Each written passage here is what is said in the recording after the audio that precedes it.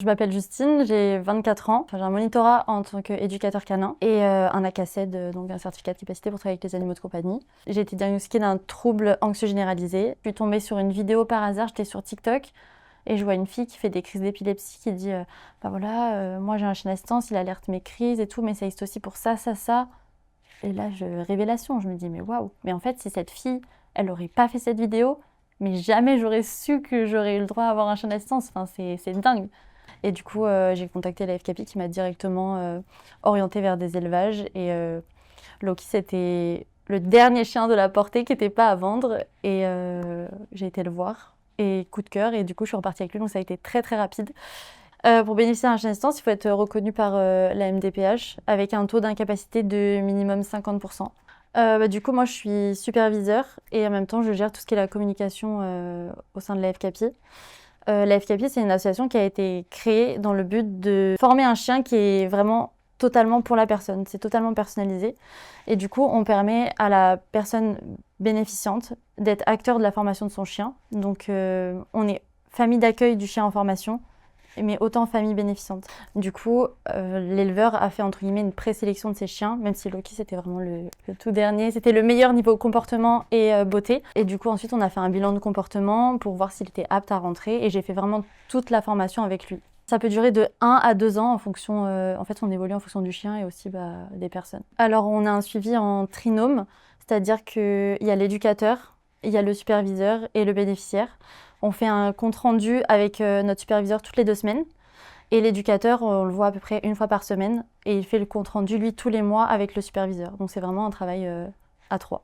Et ensuite, tous les 2 ans, on fait un point niveau santé du chien. Savoir si lui, il est toujours bien dans son travail. Si au niveau physique et mental, ça va. Et ensuite, on fait un point sur les handicaps de la personne, savoir si le chien répond toujours aux attentes ou s'il y a des petites choses à améliorer. Par exemple, moi, Loki, de base, il guidait pas du tout. C'était juste un chien de social et thérapie, donc pour vraiment tout ce qui est le trouble anxieux et du coup par la suite l'autisme. Mais vu que j'ai eu des soucis après pour marcher, on l'a mis direct, enfin on l'a passé aussi en chien de stabilité. Même si on doit quand même attendre un laps de temps, la fin de la croissance, en sachant qu'un grand chien, ça a grandi jusqu'à 15-16 mois. En fait, on les fait guider que vraiment à la fin. Alors, avant d'avoir Loki, je sortais pas du tout de chez moi. J'étais totalement en phobie sociale. Aller dans des lieux avec beaucoup de stimulation, du bruit, de la lumière, du monde, c'était totalement impossible. C'était crise de panique sur crise de panique. Et du coup, à ces 4 mois à peu près, il a commencé à alerter mes crises. Ma maman me le mettait sur mes genoux quand je faisais les crises. Et du coup, il a très vite assimilé mes gestes parasites. Par exemple, quand je vais commencer à claquer des doigts, respirer un peu plus fort ou me gratter.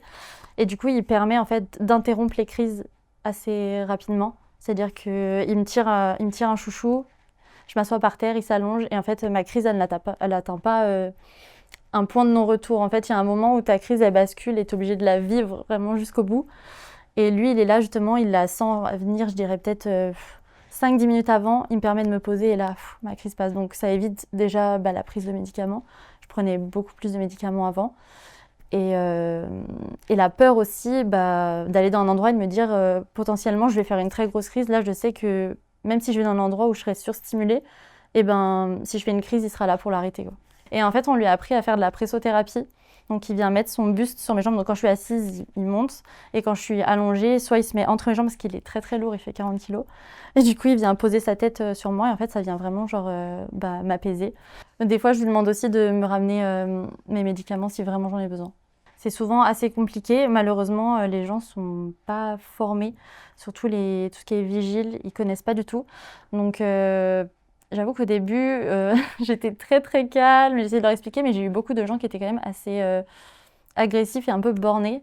Le handicap, c'est le fauteuil roulant. Ça, ça, faut pas le nier. Ah oui, les gens pensent tout le temps qu'on est aveugle. Les gens sont un peu indiscrets. Mais pourquoi vous avez un chien d'assistance? Il y a des gens qui vont être très très gentils et qui vont poser la question parce que ils se renseignent et il y a des gens qui vont être vraiment dans le jugement.